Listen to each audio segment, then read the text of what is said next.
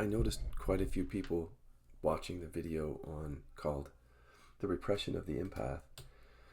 I think because there's a lot of empaths in spirituality.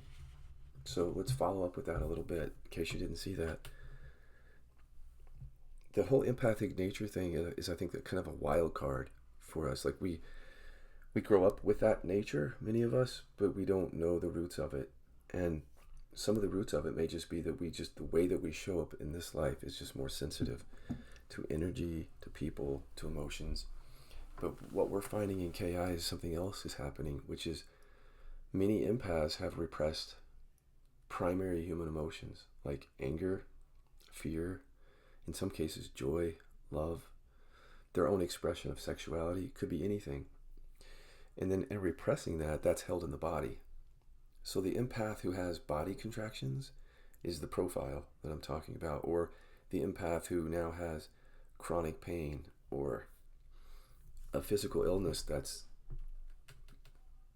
at least in part created from the emotional repression, or the empath who's having relationship difficulties.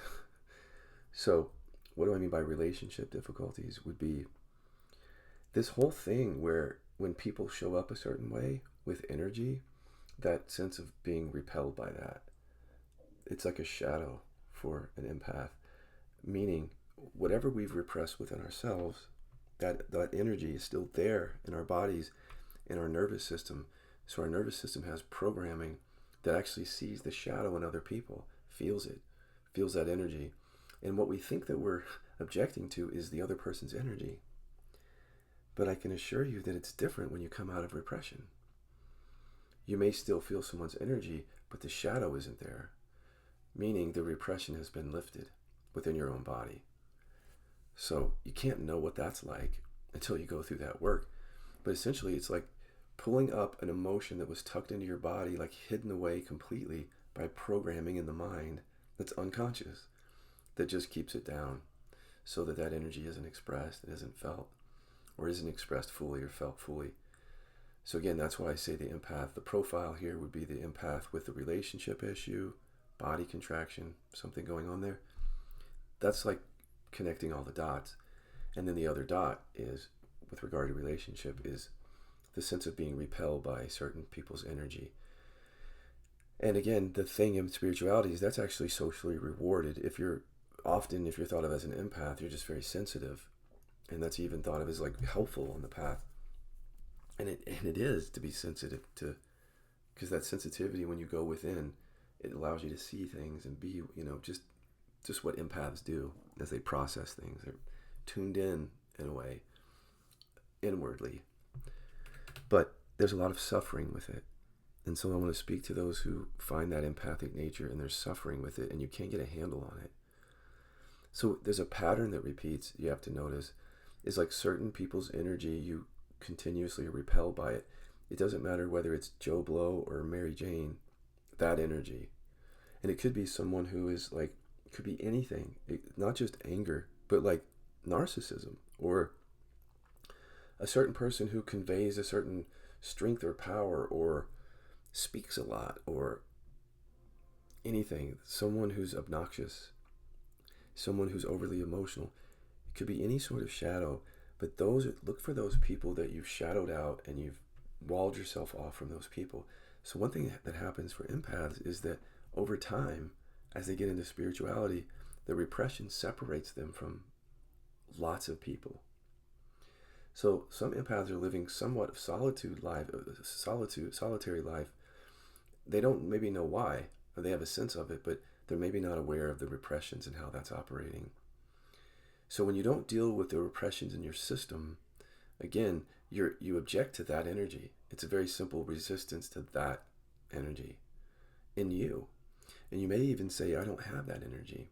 But that's the motto of the shadow. That's the motto of repression, is I don't have that. That's because it's repressed.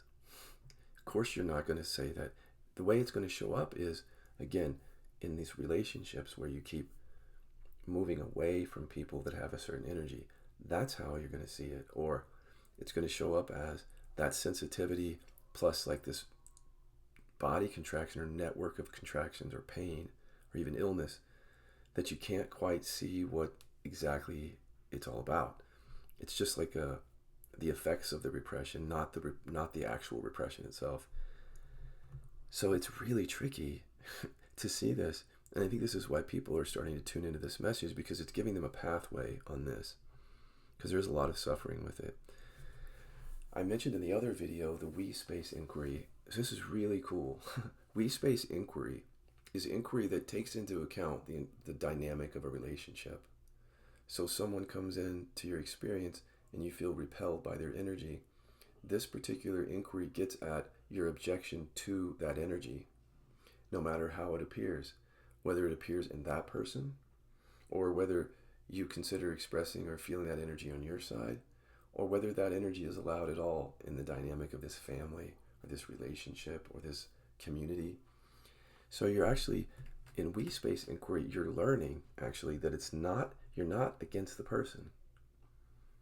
Because that energy that you're resisting is actually within you.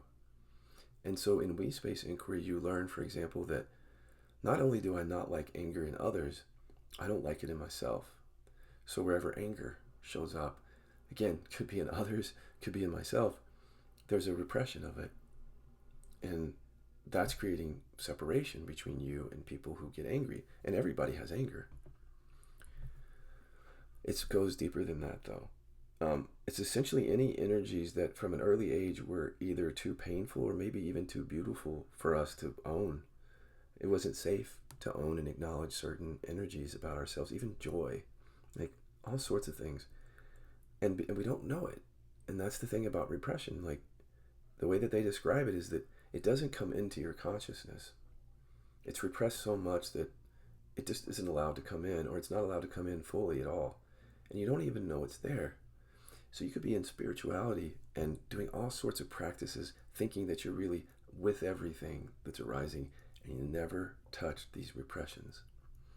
And how do you know you're not touching these repressions is, do you see the effects of the repression? Do you see your empathic nature actually triggering you around people who have that energy? That's the effect of the repression. Do you have a network of contractions in your body that are stubborn? Like they will not dissolve. If that's an effect of repression. Like if you're not going into repression inquiry or something brings it up, those are not going to shift for you. So part of this is like just listening and saying, okay, this makes sense. I'm connecting the dots of what he's saying. I see the effects. But then it's like there's another leap there where you go, okay, now it's time for me to deal with this. And then even as you become open to it, though, the thing is repression really hides. And so you might be thinking that you're tapping into it, but you're not really. And this is what I did for 2 years. I did this with massive chronic pain. I kept thinking, I'm tapping into the root of this, And even when I realized it was repression, I thought I was tapping into emotional repression, but I wasn't until I was. And then once I got into the repression, I could see what makes it up. And this is another thing, guys. You don't see this, but there are commands in your nervous system that are completely unconscious. And those commands are continuously working. And they're basically keeping certain energies down. It's like, even it's below the radar. But there's literal commands in the nervous system, like words that are there, that maybe haven't formed yet to your consciousness, but are there in your nervous system. Like the programming is there. And these are very continuous and repetitious, very powerful commands to hold back anger and to not express it and to be against it when other people express it. And again, you may know this on the surface, but you don't hear or notice the commands. So if you're doing work and you think you're doing repression work, I don't see how you could be without hearing these commands. Like, this is a big part of the repression. The mind has decided, the unconscious mind decided a long time ago that that's not going to come into your consciousness. The unconscious mind, it's a mind-body connection thing. It's not just the body on its own repressing something. The mind is fully involved, and it's involved in the sense that that's where your personality lies up here too, your programming. But it's very unconscious. what we've done is we've tapped into a pathway with KI. In other words, a way of accessing these commands. And there's also trauma commands.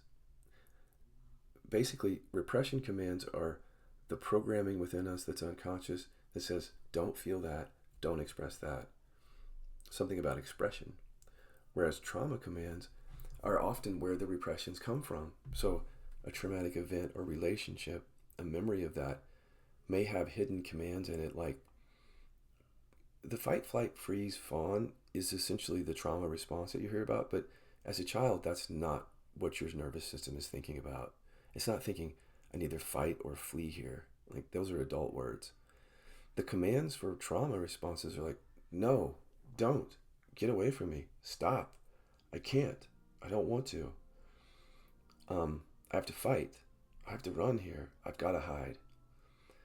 These are thoughts that you may hear, but in the nervous system, they're running continuously along with repression commands. And those two things work together to keep this whole mechanism in play. The repression of emotions from childhood. And it makes it really inaccessible. These commands are so hidden. So first you may hear the videos and go, okay, so I know there's an issue. I'm connecting the dots, but I have no idea what he's saying with regard to the commands. That's where you have to take that extra step, because we didn't either. We didn't hear these commands in our experience until we learned how to conjure them up, prompt them up, and work with them and be with them to help the unconscious mind dissolve its programming, so to speak, around holding back things. And when that happens, then the energies can come forth, and then they're embodied. So whereas you didn't know that you had anger, now you know you have it. And the reason that's helpful is because the repression of that is creating so many problems.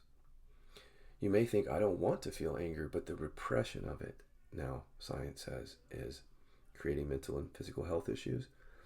And I would say for the empath and others, it's creating relationship issues. Can't set a boundary. Can't ask for what I want. Can't ask for what I need. Can't say no. Can't express. All of that being tied to anger and other repressions. So even when you hear it and you connect the dots, that doesn't mean you have access to it.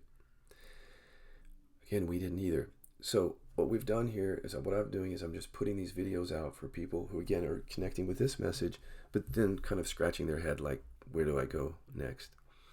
Repression work is work that's very personal, and it can be very challenging and super rewarding for sure, but challenging.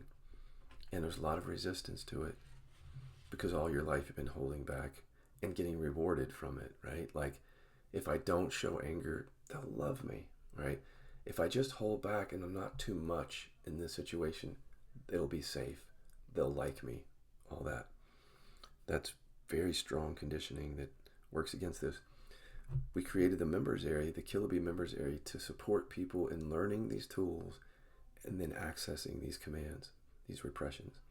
It's a skill set. And you can fumble around in awareness for a long time. And go ahead, do that. Just fumble around looking for what I'm talking about. But I'm telling you, you have to prompt it up. It's there, and it's right here, actually. But it hides. In the Killaby members area, we're showing people how to bring it out of hiding. And that's making all the changes in the body. As you can imagine, if you're repressing something, when it gets lifted, the issues that are related to it start to shift. For me, it was the pain going away. And then being able to say in relationship what I need to say, like, that's online now, fully. It's those kinds of things that change. So it's not just like, oh, I feel free now. Like, I feel free. It's literal changes are happening for people on the level of relationship and the body. So if you're interested in that, go to killaby.com. You know, the three little lines at the top, you click on that, and then there's a menu that drops down.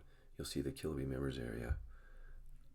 There's a cost each month, but there's a lot of meetings and tools just given to you for that cost. I mean, essentially KI is just being given to people for that monthly price.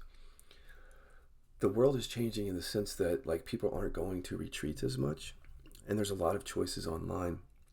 So you have to kind of discern what you want, but this forum is one of those places where we're really focusing on specific skills. Like, it's not just that's different than going through the internet and all these different places and kind of not finding your tools. Here we've got the tools in all one place.